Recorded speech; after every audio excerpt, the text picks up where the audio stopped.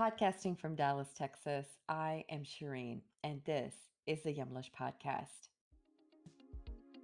Yumlish is working to empower you to take charge of your health through diet and exercise and reduce the risk of chronic conditions like type 2 diabetes and heart disease. We hope to share a unique perspective and a culturally relevant approach to managing these chronic conditions with you each week.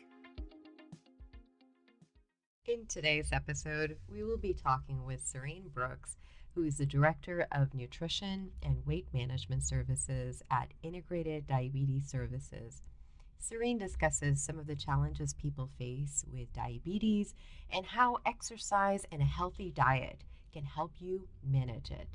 SaRene Brooks is a registered dietitian and a certified diabetes care and education specialist whose focus is lifestyle intervention. Two of her three sons were diagnosed with type 1 diabetes, both at age 16. This led her to a career she enjoys helping individuals and families work through the complexities of living with diabetes. Welcome, SaRene. Hi, thank you. Absolute pleasure having you on. SaRene, starting out, tell us a little bit more about your story. What led you into diabetes? In the bio, it mentions the story of your two sons. We'd just like to learn a little bit more of what their journey was like. Yeah, I would love to share my journey. Diabetes has been part of my life for as long as I can remember. I was raised in a home with a father who was diagnosed probably in his 40s with diabetes, which seems a little bit older, but I remember him getting the diagnosis. I remember him taking pills and long needles and really archaic equipment to test blood sugars. And eventually he needed to go on insulin. And the thing I learned about this is he felt like he had failed at his diabetes care because he needed to take insulin, when really insulin is just a hormone that a person with diabetes doesn't produce enough of or doesn't produce at all. And so he just needed that hormone, and it's kind of sad that we feel that way. But so I was raised with that, and I kind of always thought I would get diabetes because every time I was sick, we'd test my blood sugar with this horrible apparatus. Poke your finger and not really tell you numbers. It just kind of told you a range of where you were. But I haven't gotten diabetes yet, and I later went on to get married, and my brother-in-law got diabetes at age 29, and it was new to their family. They'd never heard of much about diabetes. It was really shocking, and watching them kind of go through something so new was a really eye-opening experience to me. And his son then was diagnosed at age 2 with diabetes.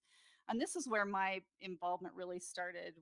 My husband and I decided we wanted to help care for him and help be able to be a respite team for when his parents needed to leave a young child with diabetes with an adult. So we learned to dose and count carbs and check blood sugars on a little boy. And it was a really good opportunity for me to learn, because later I would go on to have two of my three boys be diagnosed with type 1 diabetes.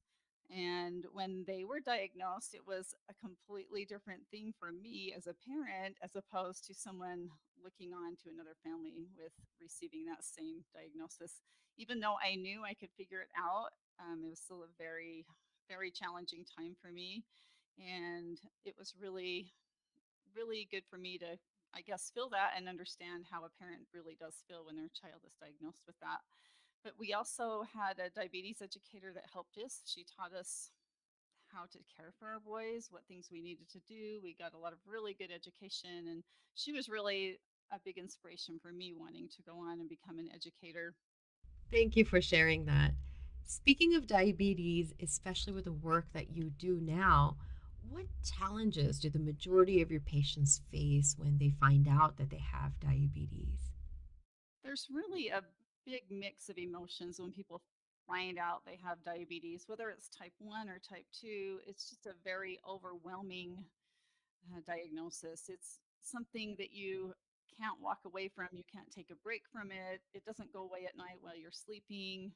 And so it's very overwhelming. And like I said, from my own personal experience, it was overwhelming to me. And I had had a lot of experience in my past with it. So imagine someone who had really not heard much about it before, or really know nothing about diabetes. having this diagnosis. They might be the parent of a small child, or how does the child feel? How does a teenager feel? So, kind of be thinking of how that would make someone feel. How do the other family members feel? I didn't mention my middle child in the middle of all my oldest and youngest getting diagnosed, but how did he feel in the middle of all this? And how does it impact him?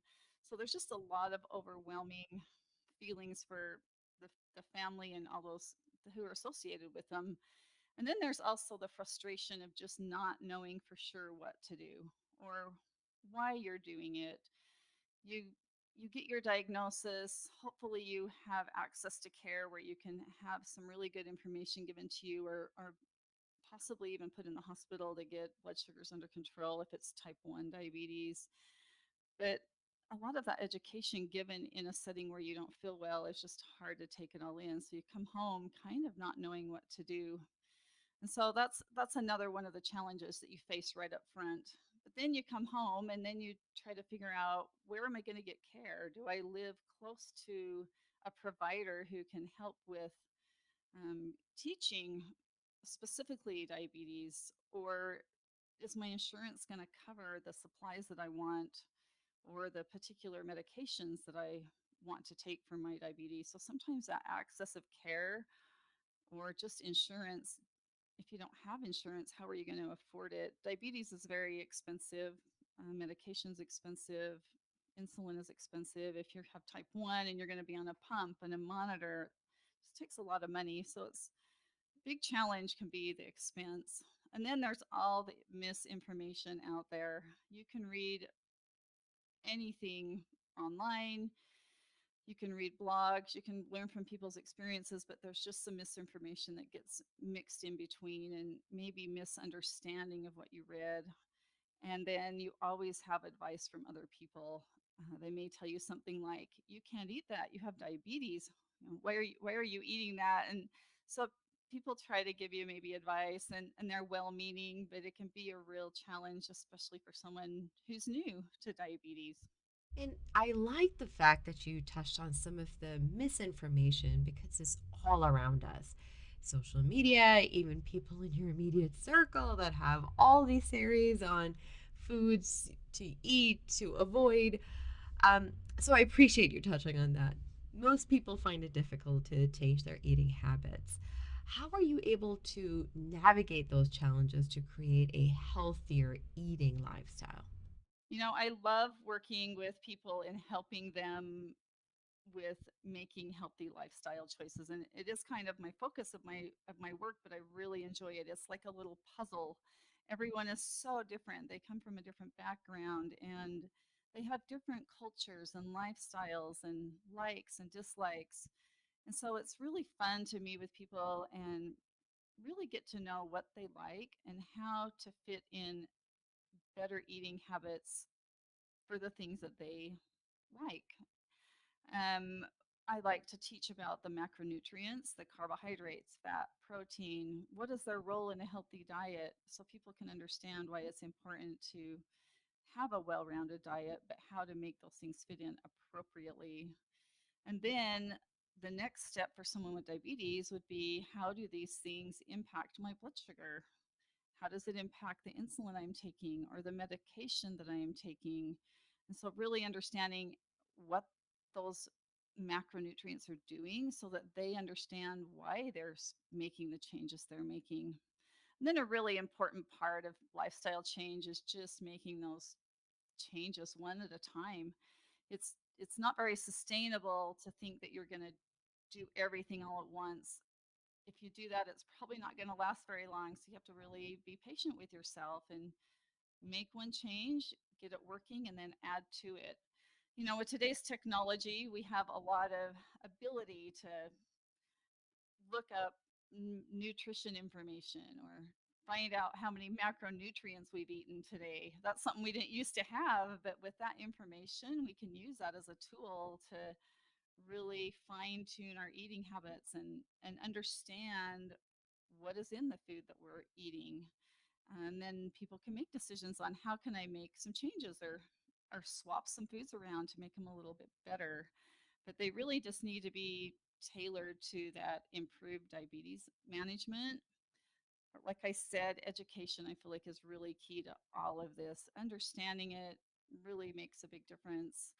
And I love to use goal setting. It's so fun to set goals and set I call them SMART goals, which is specific, measurable, attainable, realistic, and timely. So it's something, maybe they set a goal for a week to make this one change, but it's something they know they can do in that week. So it gives them this inspiration to really work hard on and focus on that one item that they're going to change, and then easily make another goal the next week. It's really fun to see what goal setting can do for someone in making these changes.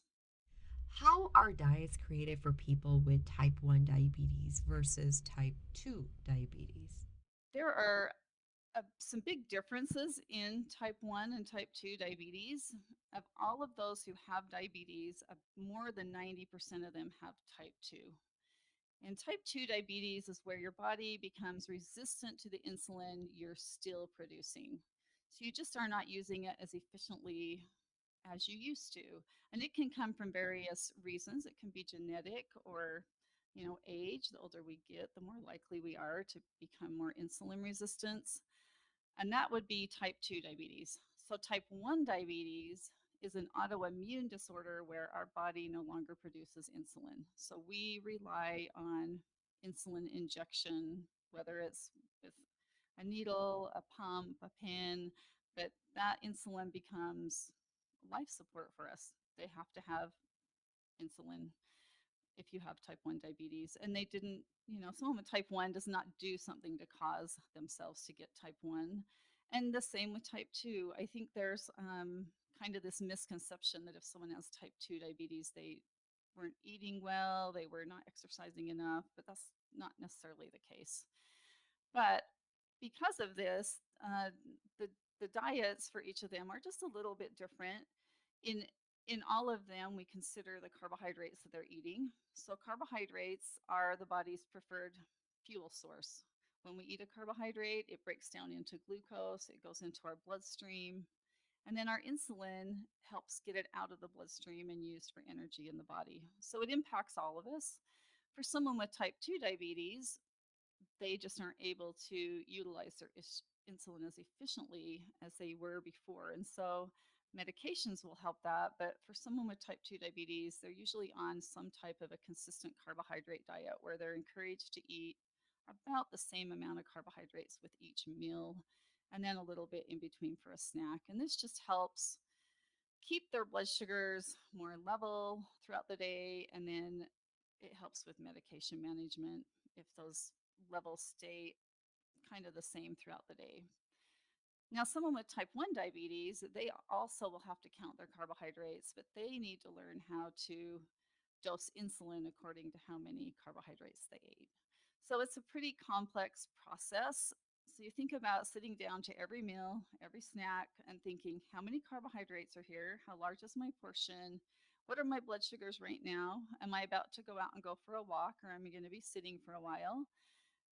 When do I need to take my insulin? How quickly is this food going to absorb in my body? So these are all the things a person with type 1 diabetes is thinking the entire time they're getting ready to eat. So they really do need to have a really good understanding of carbohydrate counting, and then the impact of other foods such as protein and fat would have on their blood sugar levels. Carbohydrates aren't the bad guy here. Like I said before, they're the body's preferred energy source, but we just teach people with diabetes how to appropriately count them and work their medications or insulin around them. And they're all encouraged to eat healthier carbohydrates. Plenty of whole grains, plenty of fruit, things like that are all part of any person's diet who has diabetes. I want to switch gears and now talk about youth and just children in general. The number of children developing diabetes has grown over the years. Do you find that children have a tougher time incorporating exercise in their daily routines? And if so, how do you help guide them? And this is, of course, assuming a certain type of diabetes, but I'll let you speak to that. Yeah, and with any diabetes, we are seeing more children with both type 1 and type 2 than we've ever seen before. And most kids love to be active. They love to run and play. It's usually not a problem. But there are some children, for various reasons, that aren't as active as they should be. Could be due to their family lifestyle, maybe access of a safe place to play. Maybe they have some sort of disability that doesn't allow them to be as active as they should be. But once again, this is where this education comes in and helping parents and children understand that physical activity helps with blood sugar management. The more you move your muscles, the more you can use your insulin efficiently. So it's important to be active. The CDC recommends at least 60 minutes of vigorous physical activity each day for children. Um, but once again, it's sitting down with parents and children and kind of making a personalized plan for what would work with them if they aren't already pretty active kids. What is your best advice for someone who is struggling with the changes, be it food, exercise, but just general changes that diabetes has created for them? Yes, there's lots of changes, and my first suggestion would be to meet with a certified diabetes care and education specialist. And I'm saying that from the voice of a mom who wasn't an education specialist at the time. That's what really got me through helping my children. But they are trained professionals who can help you learn how to manage your own diabetes, whether it's type 1 or type 2 or other types of diabetes that are out there. And then don't let all those new changes overwhelm you. You just take them one at a time. You learn something new, you implement it. Lifestyle change takes time, but really, if anything, you can remember is don't let diabetes run your life. It's part of your life, but it doesn't need to take over your life. You can still go and do the things you like to do, and then learn why you're making the changes. Um, and I think it will help you to manage your diabetes better and be willing to make them if you understand why. And it's also support is really important. Find a group or a network of people who are living with diabetes, or spend some time with your friends and family and explain your diabetes to them so they understand what you're doing to manage it. It's really a relief to people to understand it and know more. Some people hesitate to ask, but explain it and share it with your friends and family so they know what you're doing and know how to support you. Serene, so you spoke earlier about misinformation. And this is some of the things that we have seen when it comes to fad diets that, of course, you see it on social media, even with friends. With all the craze around keto and paleo and other popular diets, would any of these be beneficial for someone who has diabetes?